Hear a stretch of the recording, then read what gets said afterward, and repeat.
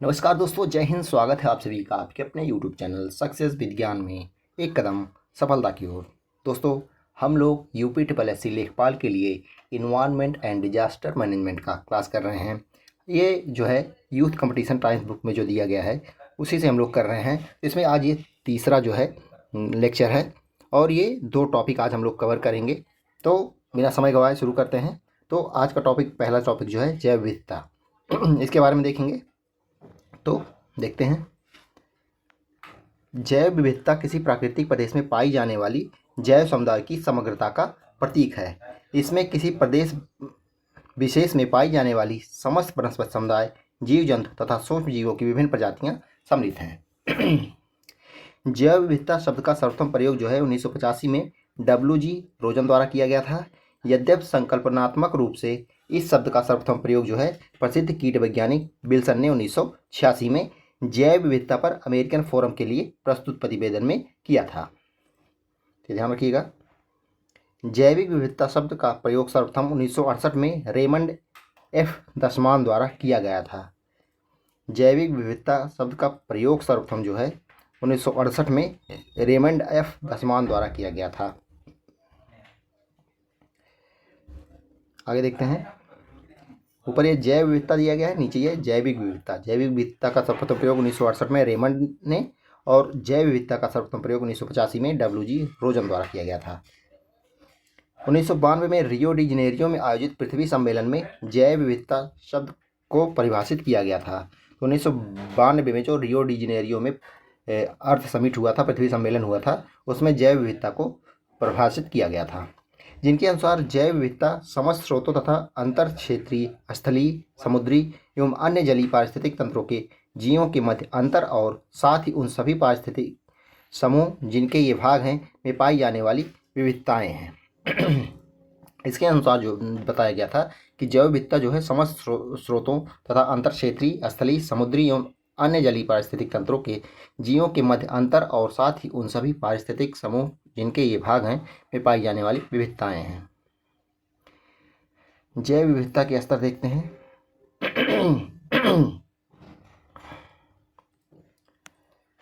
जैव विविधता के स्तर, तो आनुवंशिक विविधता, जातीय विविधता, समुदाय एवं परितंत्र विविधता। आनुवंशिक विविधता आधार जो है जीन्स है। जातीय विविधता का आधार जो है जातियों के बीच विविधता। समुदाय एवं पारितंत्र विविधता का आधार जो है समुदाय व पारितंत्र के बीच विविधता। आनुवांशिक विविधता देखते हैं। आनुवांशिक विविधता, इसके बारे में हम लोग पढ़ते हैं। तो आनुवांशिक विविधता के बारे में बात करें तो आनुवांशिक विविधता का आशय किसी समुदाय के एक ही प्रजाति के जीवों के जीन में होने वाले परिवर्तन से है। तो किसी एक ही प्रजाति के जीवों के जीन में होने वाले परिवर्तन को आनुवंशिक विविधता बोलते हैं। प्रजातीय विविधता की बात करें तो प्रजातीय विविधता से आशय किसी पारिस्थितिकी तंत्र के बीच जीव जंतुओं के समुदायों की प्रजातियों में विविधता से है।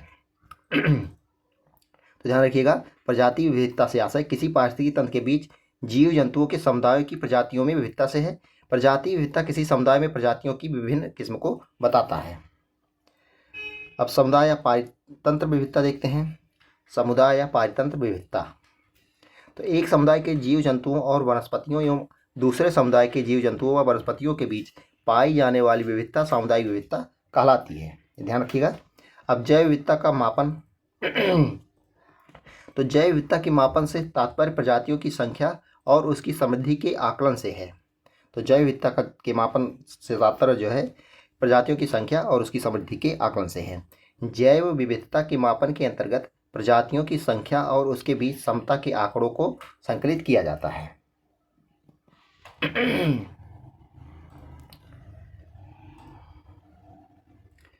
देख सकते हैं जैव विविधता का मापन। विविधता अल्फा से दर्शाया गया है, विविधता बीटा और विविधता गामा। इसके बारे में डिटेल देखेंगे। तो अल्फा विविधता क्या है? किसी एक निश्चित क्षेत्र के समुदाय या पारितंत्र में उपस्थित प्रजातियों की कुल संख्या को अल्फा विविधता की संख्या दी। किसी एक निश्चित क्षेत्र में समुदाय या पारितंत्र में उपस्थित जितनी भी प्रजातियां होती हैं कि सभी संख्या को अल्फा विविधता कहा जाता है। अब बीटा विविधता देखते हैं। तो बीटा विविधता की बात करें तो बीटा विविधता जैव विविधता का वह मापन है जिसके अंतर्गत पर्यावरणीय प्रवणता के साथ परिवर्तन के बीच प्रजातियों की विविधता की तुलना की जाती है। इसमें तुलना की जाती है। अब गामा विविधता क्या है? तो गामा विविधता एक भौगोलिक क्षेत्र या आवासों की प्रजातियों की प्रचुरता को बताती है। तो गामा विविधता जो है एक भौगोलिक क्षेत्र या आवासों की प्रजातियों की प्रचुरता को बताती है। इसके अंतर्गत आवासों की विषमता या भिन्नता का पता चलता है। जैव विविधता की सेवाएं। तो प्रजातियों तथा परितंत्रों के कारण जैव विविधता से मनुष्य को अनेक प्रकार से सेवाएं प्राप्त होती हैं। इन सेवाओं को 3 वर्गों में विभाजित किया जा सकता है। इन सेवाओं जैव विविधता की जो सेवाएं हैं इनको 3 वर्गों में विभाजित किया जा सकता है। उत्पादक सेवाएं, पारिस्थितिकी नियामक सेवाएं और सामाजिक या सांस्कृतिक सेवाएं। देख सकते हैं ये 3 सेवाएं विभाजित की गई हैं इसमें। तो जैव विविधता की प्रवणता देखते हैं। ग्रेडियंट ऑफ बायोडाइवर्सिटी इसके बारे में पढ़ते हैं हम लोग। तो अक्षांशों में प्रायः उच्च अक्षांश से निम्न अक्षांश की ओर तथा पर्वतीय क्षेत्रों के ऊपर से नीचे की ओर आने पर प्रजातियों की संख्या में अंतर जैव विविधता की प्रवणता कहलाती है। तो अक्षांशों में उच्च अक्षांश से निम्न अक्षांश की ओर तथा पर्वतीय क्षेत्रों के ऊपर से नीचे की ओर आने पर प्रजातियों की संख्या में अंतर जो है जैव विविधता की प्रवणता कहलाती है। ध्यान रखिएगा, अक्षांशों में ऊपर से नीचे, उच्च अक्षांश से निम्न अक्षांश। सर्वाधिक जैव विविधता उष्णकटिबंधीय वर्षावनों में पाई जाती है। तो सर्वाधिक जैव विविधता जो होती है उष्णकटिबंधीय वर्षावन जो होते हैं वहाँ पे पाई जाती है। उष्णकटिबंधीय वर्षावनों का विस्तार जो है 10 डिग्री उत्तर तथा 10 डिग्री दक्षिण अक्षांशों के मध्य पाया जाता है। ध्यान रखिएगा, इस क्षेत्र में वर्ष भर उच्च वर्षा तथा तापमान रहता है। इसी कारण इसे अनुकूलतम बायोम भी कहा जाता है। यहाँ पे वर्ष भर जो है उच्च वर्षा और तापमान रहता है, इसी कारण से अनुकूलतम बायोम भी कहा जाता है। तो उष्णकटिबंधीय वनों का विस्तार कहाँ से होता है?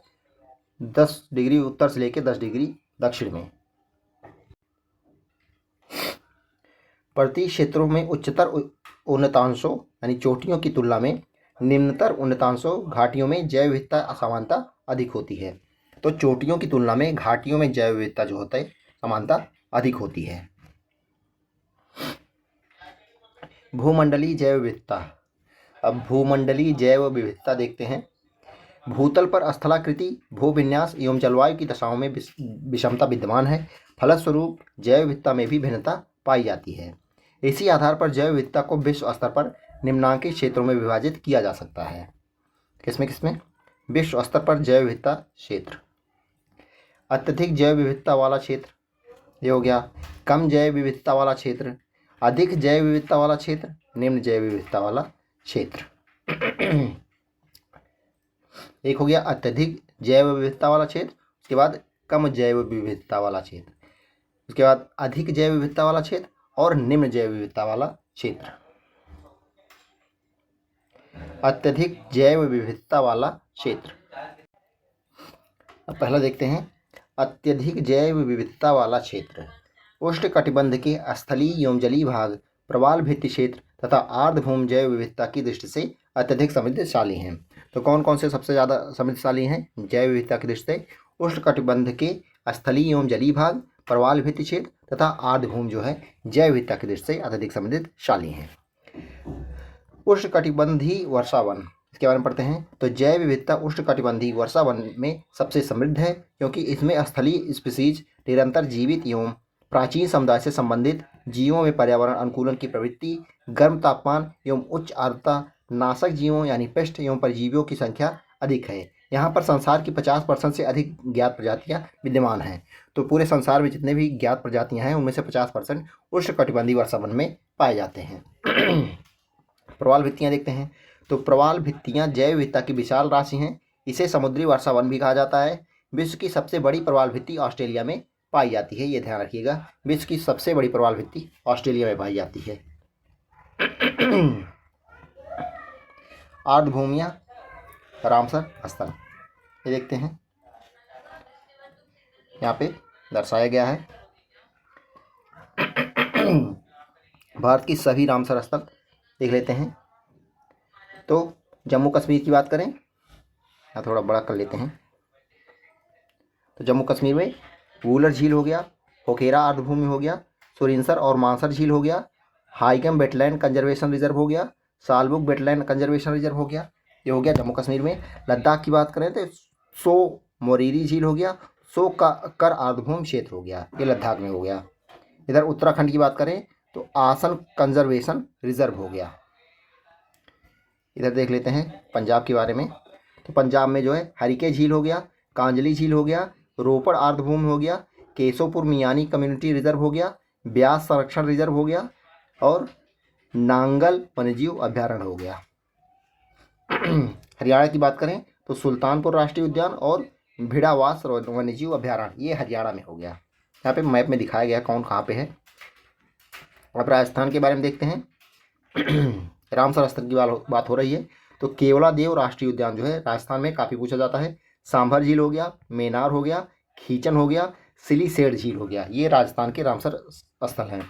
मध्य प्रदेश की बात करें तो भोज अर्धभूमि हो गया, सागर हो गया, शिरपुर अर्धभूमि हो गया, यशवंत सागर और तवा जलाशय, ये हो गया। नीचे गुजरात के बारे में पढ़ते हैं। तो गुजरात में कौन कौन से रामसर स्थल हैं? नाल सरोवर पक्षी अभ्यारण्य, थोल झील वन्यजीव अभ्यारण्य, वाचवाना अर्धभूमि क्षेत्र, बागवाना है ये, खिजड़िया पक्षी अभ्यारण्य, ये कहाँ पे हो गया? गुजरात में हो गया। गोवा में नंदा झील पाई जाती है। महाराष्ट्र की बात करें तो नंदुर मध्यमेश्वर, लोनार झील, थाड़े क्रीक। तो लोनार झील काफ़ी इंपॉर्टेंट है। लोनार झील, नंदुर मध्यमेश्वर और थाड़े क्रीक जो है महाराष्ट्र में है। कर्नाटक की बात करें तो कर्नाटक में रंगनाथितु वीएस हो गया, अंग समुद्र पक्षी संरक्षण रिजर्व हो गया, अघनाशिनी एस्चुरी हो गया, मगधी केरे संरक्षण रिजर्व हो गया, ये कर्नाटक में हो गया।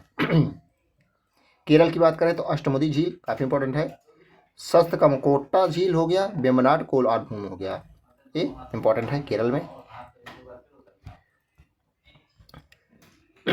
ऊपर से देखते हैं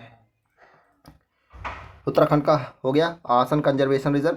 हिमाचल प्रदेश की बात करें तो पोंग बांध झील, चंदेस्टल अर्धभूमि और रेणुका अर्धभूमि, ये हो गया हिमाचल प्रदेश में।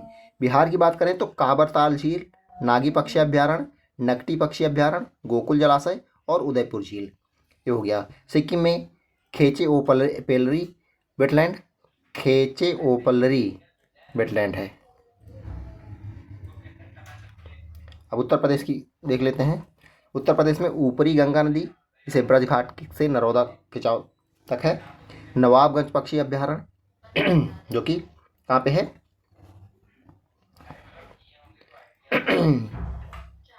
इसके बाद ये उन्नाव में है नवाबगंज पक्षी अभ्यारण्य। सांडी पक्षी अभ्यारण्य हो गया, समसपुर पक्षी अभ्यारण्य हो गया, समान पक्षी अभ्यारण्य हो गया, पार्टी अर्गा पक्षी अभ्यारण्य हो गया, सरसई नावर झील हो गया, सुर सरोवर झील जिसे कीथम झील भी कहते हैं हो गया, हैदरपुर वेटलैंड हो गया, बखीरा वन्यजीव अभ्यारण्य हो गया, ये उत्तर प्रदेश में है, काफ़ी इंपॉर्टेंट है। असम की बात करें तो असम में दीपोर झील है, काफ़ी पूछा जाता है। दीपोर झील जो है असम में है। मणिपुर में लोकटक झील है, लोकटक झील जो है वो मणिपुर में है। मिजोरम की बात करें तो पाला अर्धभूमि है। त्रिपुरा में रुद्रसागर झील है। नॉर्थ ईस्ट के भी जितने भी रामसर साइट है काफ़ी इंपॉर्टेंट है। झारखंड में उधवा झील है। पश्चिम बंगाल की बात करें तो पूर्व कोलकाता अर्धभूमि और सुंदरबन डेल्टा क्षेत्र हो गया। छत्तीसगढ़ में कोपरा जलाशय है और आंध्र प्रदेश में कोलेरू झील है जो कि काफ़ी इंपॉर्टेंट है। अब आ जाता है तमिलनाडु। तमिलनाडु के बारे में देखते हैं। काफ़ी रामसर साइट है, सबसे ज़्यादा वहीं पे है। इसके पहले उड़ीसा का देख लेते हैं। उड़ीसा में चिल्का झील, टम्पारा झील और अंसुपा झील, ये उड़ीसा में है। सबसे ज़्यादा जो है तमिलनाडु में है, तो तमिलनाडु को देखते हैं। पॉइंट कैलमेरे वन्यजीव और पक्षी अभ्यारण्य हो गया, करकिली पक्षी अभ्यारण्य हो गया, पल्ली करनई मार्स रिजर्व फॉरेस्ट हो गया, पिचवरम मैंग्रोव हो गया, कुनथकुलम पक्षी अभ्यारण्य हो गया, मन्नार की खाड़ी समुद्री बायोस्फीयर रिजर्व हो गया, उदय मार्थदपुरम पक्षी अभ्यारण्य हो गया, वेदाथंगल पक्षी अभ्यारण्य हो गया, बेलोड पक्षी अभ्यारण्य, बेम्बनूर वेटलैंड कॉम्प्लेक्स, चित्रांगुड़ी पक्षी अभ्यारण्य, सुचिंद्रम थेरूर वेटलैंड कॉम्प्लेक्स, वडूर पक्षी अभ्यारण्य, काजीरंगकुलम पक्षी अभ्यारण्य हो गया। इसके अलावा कराईवेट्टी पक्षी अभ्यारण्य, लॉन्गवुड शोला रिजर्व वन, नंजरायण पक्षी अभ्यारण्य, काजुवेली पक्षी अभ्यारण्य, सक्करा कोट्टई पक्षी अभ्यारण्य और तीथंगल पक्षी अभ्यारण्य। टोटल 20 जो है तमिलनाडु में हो गए। तो ये हो गया। अब डिटेल देखते हैं। तो जल एवं स्थल के मध्य का संक्रमण क्षेत्र आर्द्रभूमि कहलाता है। जल और स्थल के मध्य का संक्रमण क्षेत्र जो होता है उसको आर्द्रभूमि कहते हैं, जिसमें जीवों का अधिक उत्पादन होता है। वर्तमान दिसंबर 2025 की बात हो रही है। भारत में 96 आर्द्रभूमियां हैं।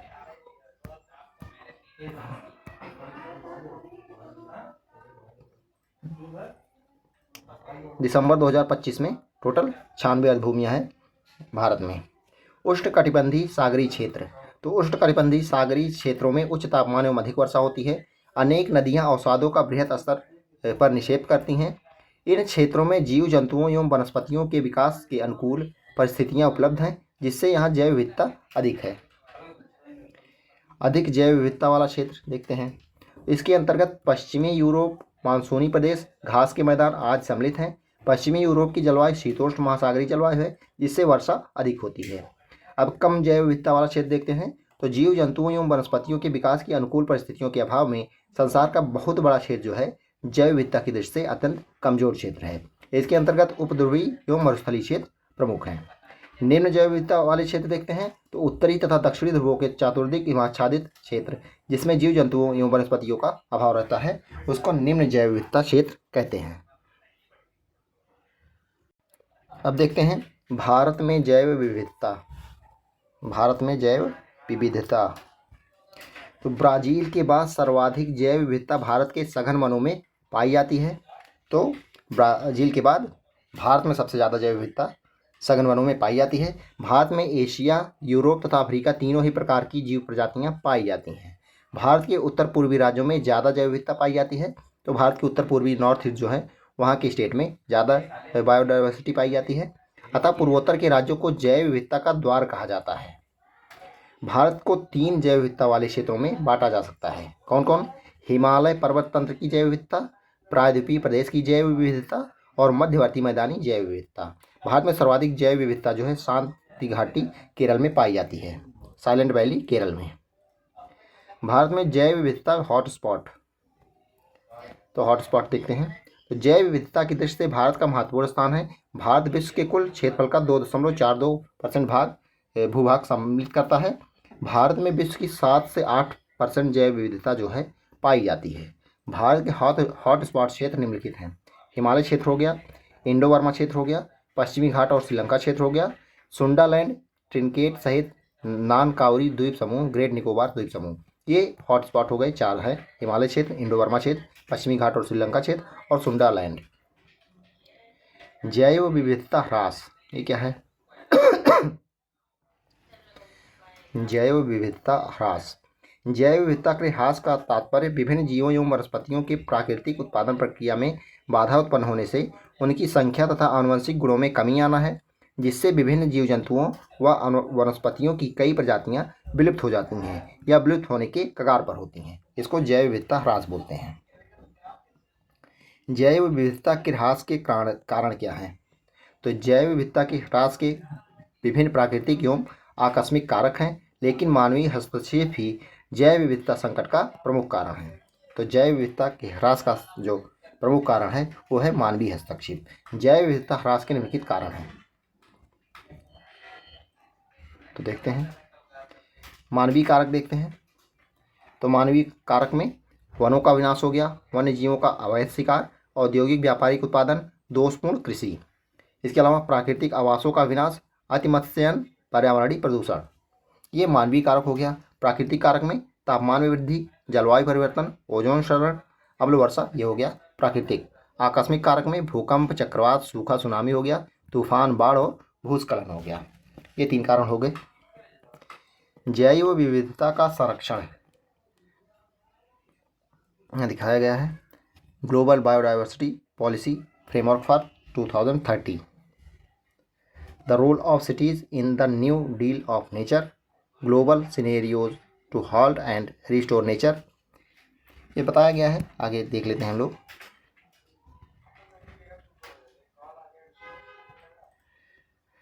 जैव विविधता संरक्षण विभिन्न जैविक समुदायों की प्रजातीय, आनुवंशिक तथा पारिस्थितिकी तंत्र जैव विविधता को प्राकृतिक दशाओं में बनाए रखने की नीतिगत प्रक्रिया है। जैव विविधता संरक्षण को सुनिश्चित करने के लिए वर्ष 1992 में जैव विविधता संबंधी सम्मेलन रियो डी जेनेरियो में आयोजित पृथ्वी शिखर सम्मेलन में अंगीकृत किए गए महत्वपूर्ण समझौते में से एक है। भारत द्वारा 18 फरवरी 1994 को कन्वेंशन ऑफ बायोडाइवर्सिटी CBD का समर्थन किया गया था। तो भारत के द्वारा 18 फरवरी 1994 को CBD यानी कन्वेंशन ऑफ बायोडाइवर्सिटी का समर्थन किया गया था। भारत में इस कन्वेंशन के उपबंधों को प्रभावी बनाने हेतु जैव विविधता अधिनियम 2002 पारित किया गया। भारत में जैव विविधता अधिनियम 2002 पारित किया गया।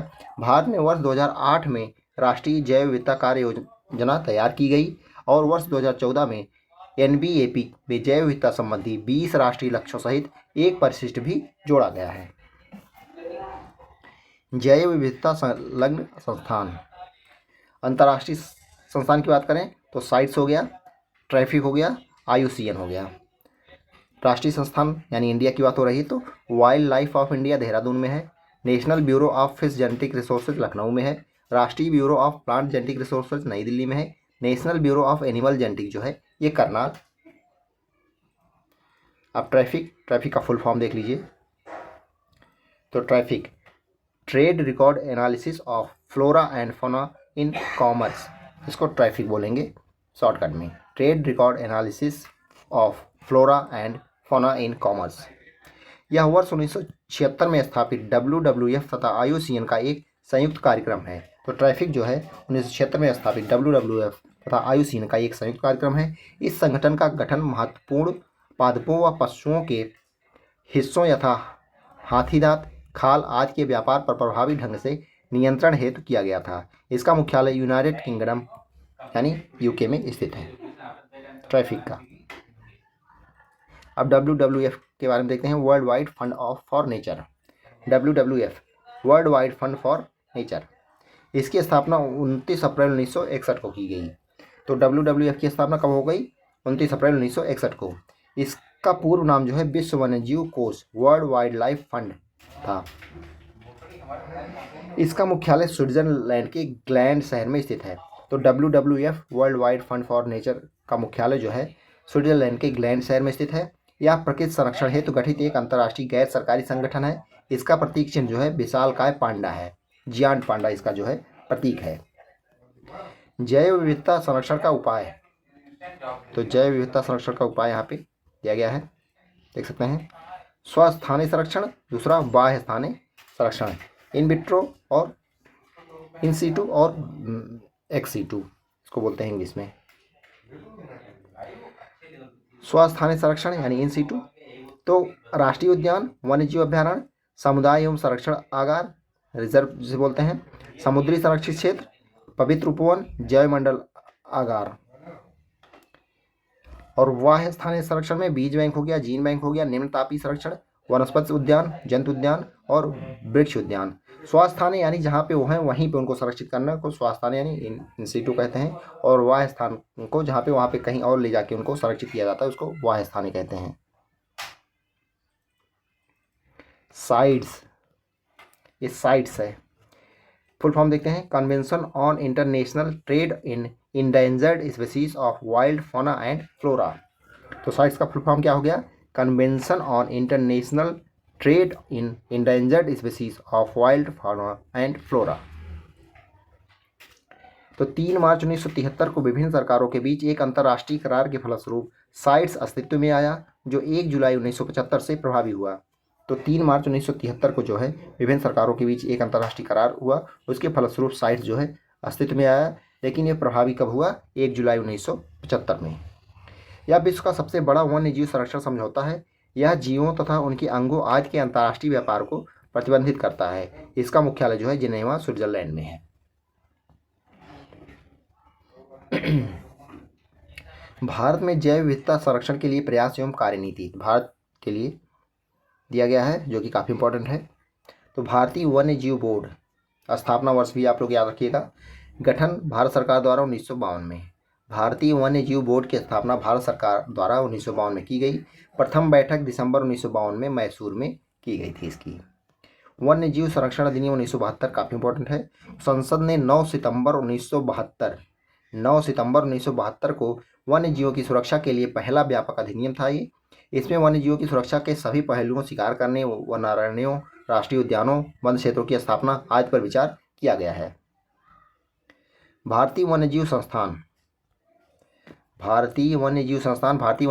वर्ष 1986 में पर्यावरण, वन तथा जलवायु परिवर्तन के रूप में स्थापित किया गया था। तो भारतीय वन्यजीव संस्थान की बात करें तो 1986 में इसकी स्थापना हुई। जैविक विविधता संरक्षण अधिनियम 2002 की बात करें तो इसका उद्देश्य जैविक विविधता को संरक्षण देना, जैविक संसाधनों का संपोषणी उपयोग तथा इससे उत्पन्न लाभों का बराबर हिस्सेदारी सुनिश्चित करना है। प्राकृतिक संसाधनों व पर्यावरण संरक्षण की अंतर्राष्ट्रीय संस्था IUCN ने संकटापन्न पौधों व जीवों की प्रजातियों को उनके संरक्षण के उद्देश्य हेतु 3 वर्गों में विभाजित किया है, जो निम्नलिखित हैं। देख सकते हैं, संकटापन्न प्रजातियां हो गई, सुभेद प्रजातियां हो गई और दुर्लभ प्रजातियां हो गई। संकटापन्न प्रजातियां क्या हैं? तो इसमें वह सभी प्रजातियां सम्मिलित हैं जिनके लुप्त हो जाने का खतरा है। International union for the conservation and natural resources विश्व की सभी संकटापन्न प्रजातियों के बारे में लाल सूची यानी रेड लिस्ट के नाम से सूचना प्रकाशित करता है। सुभेद प्रजातियों की बात करें, इसमें वह प्रजातियां सम्मिलित हैं जिन्हें यदि संरक्षित नहीं किया गया या उनके विलुप्त होने का खतरा है। अगर इन्हें संरक्षित नहीं किया गया तो इनके विलुप्त होने का खतरा है। इनकी संख्या अत्यधिक कम होने के कारण इनका जीवित रहना सुनिश्चित नहीं है। दुर्लभ प्रजातियां क्या हैं? तो संसार में इन प्रजातियों की संख्या बहुत कम है। ये प्रजातियां कुछ ही स्थानों पर सीमित हैं या बड़े क्षेत्र में विरल रूप में बिखरी हुई हैं। ये हो गया। अब ऑब्जेक्टिव क्वेश्चन देख लेते हैं। पहला क्वेश्चन है, जैव विविधता के संरक्षण और इसके लाभों के सतत उपयोग के लिए उचित उपाय करने के लिए वर्ष 1992 में आयोजित ऐतिहासिक जैव विविधता सम्मेलन यानी पृथ्वी शिखर सम्मेलन अर्थ समिट कहाँ आयोजित किया गया था? तो रियो डी जेनेरियो में, जो कि ब्राज़ील में पड़ता है। ऑप्शन सी यहाँ पे करेक्ट हो जाएगा। निम्नलिखित में से कौन सा अंतर्राष्ट्रीय महत्व के वेटलैंड का सम्मेलन है? तो इसमें से रामसर कन्वेंशन, ऑप्शन यहाँ पे करेक्ट हो जाएगा। बायोडाइवर्सिटी फिनांस इनिशिएबल बायोफिन किसके साथ सहयोग में है? तो यह है United Nation Development Programme UNDP के। लुप्त प्रजातियां उन्हें कहते हैं जो केवल एक हैबिटेट तक सीमित होती हैं, उनको लुप्त प्रजातियां कहते हैं। भारत में जैव विविधता एक्ट कब पारित किया गया? तो 2002 में पारित किया। तो ऑप्शन डी में दिया गया है जैव विविधता एक्ट 2002 में। निम्नलिखित में से कौन सी जैव विविधता संरक्षण हेतु स्वास्थ्य पद्धति नहीं है पूछा है? तो जीवमंडल आरक्षित क्षेत्र स्वास्थ्य है, राष्ट्रीय उद्यान भी है, वन जीव अभ्यारण्य भी है, जबकि वनस्पति उद्यान जो है ये स्वास्थ्य नहीं है। निम्न प्रदेशों में से सर्वाधिक जैव विविधता कहाँ समृद्ध रूप से पाई जाती है? तो इसमें जो दिया गया है उसमें सबसे ज़्यादा उष्णकटिबंधीय प्रदेशों में सबसे ज़्यादा पाई जाती है। तो 10 डिग्री उत्तरी अक्षांश से लेकर 10 डिग्री दक्षिणी अक्षांश तक सबसे ज़्यादा जैव विविधता पाई जाती है। जैव विविधता का अर्थ क्या है? तो एक निर्धारित क्षेत्र में विभिन्न प्रकार के पादप एवं जंतु जैव विविधता इसका अर्थ है। सर्वप्रथम जैव विविधता शब्द का प्रयोग किसने किया था? तो WG रोजन ने किया था। ऑप्शन बी यहाँ पे करेक्ट हो जाएगा। सर्वाधिक जैव विविधता पाई जाती है तो शांत घाटी कहाँ पे है? साइलेंट वैली केरल में है। हॉट स्पॉट शब्द का सर्वप्रथम प्रयोग किसने किया था? तो मेयर्स ने सबसे पहले हॉट स्पॉट शब्द का प्रयोग किया था। मेयर्स या फिर मायर्स बोल सकते हैं। जैव विविधता के कम होने का मुख्य कारण क्या है? तो आवासीय प्रदूषण, विदेशी प्रजातियों का प्रवेश, अत्यधिक दोहन, आवासीय विनाश। किस प्रकार की जैव विविधता का उपयोग प्रजनन कार्यों में किया जाता है? प्रजनन कार्यों में किया जाता है तो आनुवंशिक विविधता का प्रयोग जो है प्रजनन कार्यों में किया जाता है। जैव विविधता में परिवर्तन होता है तो भूमध्य रेखा की तरफ बढ़ती है।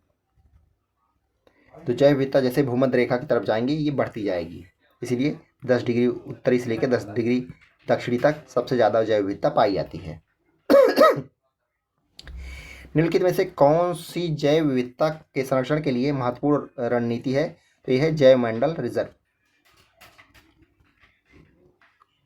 सुंदरी नामक वृक्ष कहाँ पाए जाते हैं? तो ये सुंदरवन में पाए जाते हैं। किसी प्रजाति को विलुप्त माना जाता है जब वह अपने प्राकृतिक आवास में कितने वर्षों से नहीं दिखाई देती है? अगर वो 50 वर्षों से अपने प्राकृतिक आवास में नहीं दिखाई देती है उसको विलुप्त माना जाता है। भारतीय संसद द्वारा जैव विविधता अधिनियम कब पारित किया गया? भारतीय संसद द्वारा जो है दिसंबर 2002 में जैव विविधता अधिनियम पारित किया गया था। रेड डेटा बुक अथवा रेड लिस्ट से संबंधित संगठन है यह IUCN। जैव विविधता का सबसे महत्वपूर्ण पहलू क्या है? तो जैव विविधता का सबसे महत्वपूर्ण पहलू पारिस्थितिक तंत्र का निर्वहन है। निम्नलिखित में से जैव विविधता का मापन किसमें नहीं किया जाता है? अल्फा में किया जाता है, बीटा में किया जाता है, गामा में किया जाता है, पाई में नहीं किया जाता है। तो ये यहाँ पे सही हो जाएगा। जैव विविधता कितने प्रकार के होते हैं? टोटल 3 प्रकार के होते हैं। जैव विविधता अभियान पर सम्मेलन का सचिवालय कहाँ था? जैव विविधता अभियान पर सम्मेलन का सचिवालय जो है मॉन्ट्रियल था। जैव विविधता दिवस कब मनाया जाता है? जैव विविधता दिवस कब मनाया जाता है? तो 22 मई को मनाया जाता है। इंपॉर्टेंट है जैव विविधता दिवस।